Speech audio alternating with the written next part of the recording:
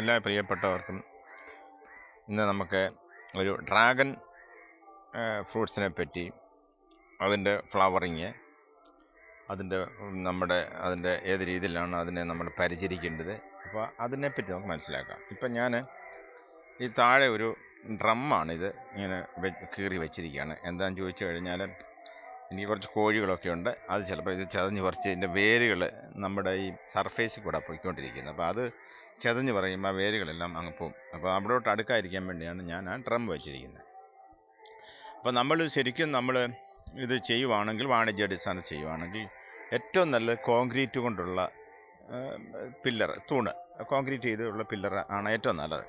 അതല്ലാകുമ്പോൾ അത് നമ്മൾ ശരിക്കും അതിങ്ങനെ അള്ളിപ്പിടിച്ചങ്ങ് ഇരുന്നോളും. ജസ്റ്റ് നമ്മളൊന്ന് കെട്ടിക്കൊടുത്താൽ മതി. അപ്പോൾ അതിൻ്റെ ആ ഒരു ഈ ഡ്രാഗൺ ഫ്രൂട്ടിൻ്റെ ആ തണ്ടേ കൂടെ തന്നെ വേരുകൾ പൊട്ടി അതിൽ അങ്ങ് പറ്റി പിടിച്ചങ്ങ് ഇരുന്നോളും, പോകുകയല്ല. നമ്മൾ ജസ്റ്റ് ഒന്ന് കെട്ടിക്കൊടുത്താൽ മതി. ഇതിപ്പോൾ ഞാൻ ഏതാണ്ട് ഒരു വർഷത്തിന് കുറച്ചുകൂടെ മേളിലായി കാണും. 4 മൂടാണ് ഇതിൻ്റെ ചുറ്റിനും നട്ടിരിക്കുന്നത്. 4 മൂട് നിങ്ങൾക്ക് ചുവട്ടിൽ അത് കാണാനായിട്ട് സാധിക്കും. 4 മൂടെന്ന് പറയുമ്പോൾ അത് 4 വെറൈറ്റിയിൽപ്പെട്ടതാണ്. ഇതിനകത്ത് യെല്ലോ ഉണ്ട്, അതുപോലെ അമേരിക്കൻ ബ്യൂട്ടി എന്ന് പറയുന്ന ഒരു കളറുണ്ട്. ഈ നമ്മുടെ ചുവപ്പ് നല്ല പ്യുവർ റെഡായിട്ട് വരുന്നൊരു കളറുണ്ട്. അങ്ങനെ വേറെ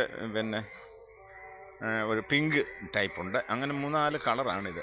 ഇപ്പം ഞാനിത് ഈ വർഷമാണ് ഇതിൻ്റെ ശരിക്കും പറഞ്ഞു കഴിഞ്ഞാൽ ഇതിൻ്റെ ഫ്ലവറിങ് വന്നത്. കഴിഞ്ഞ വർഷം ഒരു ഫ്ലവർ വന്നായിരുന്നു, അതങ്ങ് ഇരുന്നങ്ങ് പോയി, ഓട്ടോമാറ്റിക്കായിട്ട് തന്നെ അങ്ങ് പോയി. അപ്പോൾ ഇന്ന് ഈ വർഷം നമുക്ക് നിങ്ങൾ ഈ വീഡിയോ കാണുന്ന പോലെ തന്നെ ധാരാളം ഫ്ലവറുകളൊക്കെ ഇപ്പം വന്നുകൊണ്ടിരിക്കുകയാണ്. ഇപ്പം ഏപ്രിൽ മെയ് മാസങ്ങളിലാണ് ഏറ്റവും കൂടുതൽ ഇത് ഫ്ലവറിങ് ചെയ്യുന്ന ഒരു സീസൺ എന്ന് പറയുന്നത്.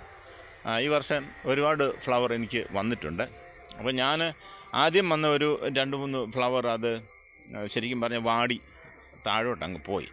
ഒരു പക്ഷേ നമുക്ക് ഈച്ചകളോ അല്ലെങ്കിൽ ഹണി ബീ അങ്ങനെയുള്ളതൊക്കെ നമുക്ക് നമ്മുടെ ഈ ഡ്രാഗൺ ഫ്രൂട്ട് വെക്കുന്നിടത്ത് ഇല്ല എങ്കിൽ നമ്മൾ ഇതിന് സ്വയം, അതായത് നമ്മൾ പോളിനേഷൻ ചെയ്യേണ്ട ആവശ്യമുണ്ട്. പോളിനേഷൻ ചെയ്യുക എന്ന് പറയുമ്പോൾ ഓരോ ഫ്ലവറിന് അതിങ്ങനെ നമ്മൾ വിരിഞ്ഞ് വരുന്ന സമയത്ത്, ഇതിപ്പോൾ ഇത് നാളെ വിരിയുന്ന ഒരു ഫ്ലവറായി കാണിച്ചേക്കുന്നത്.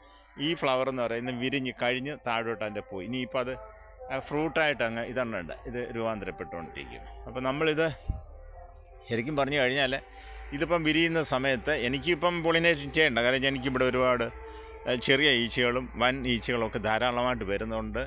ഇതിനകത്ത് തന്നെ പെൺപൂവും ആൺപൂവും ഈ ഒരു ഫ്ലവറിൽ തന്നെയുണ്ട്. അപ്പോൾ ആൺപൂവിന് ഇത് ഒറ്റ ഫ്ലവറിനെ തന്നെ ഈ രണ്ടും ഉണ്ട്. അപ്പോൾ അതിനകത്തും നമ്മൾ ഇതിൻ്റെ പൊടി എടുത്തിട്ട്, പൂമ്പൊടി എടുത്തിട്ട് നമ്മൾ പെൺപൂവിൻ്റെ അവിടോട്ട് ഇട്ട് കൊടുത്താൽ ഇത് ഈച്ചയുടെ വരാത്ത ഇടങ്ങളിൽ മാത്രം ചെയ്താൽ മതി. ഇപ്പം തേനീച്ചകളൊക്കെ വരുവാണെങ്കിൽ അത് സ്വയം അത് ചെയ്തോളൂ, അങ്ങനെ ഒരു പണി ചെയ്തോളൂ. അങ്ങനെ ഇല്ലാത്തടത്ത് മാത്രം നമ്മൾ അങ്ങനെ ചെയ്താൽ മതി. അപ്പം ഈ വർഷം ഞാനത് ഇപ്പോൾ ഒരു 2-3 അടുത്ത് എനിക്ക് ചെയ്ത് കൊടുക്കേണ്ടി വന്നു. കാരണം ഇപ്പം കുഴപ്പമില്ല, ഇപ്പം ധാരാളമായിട്ട് ഈച്ചകൾ വരുന്നുണ്ട്.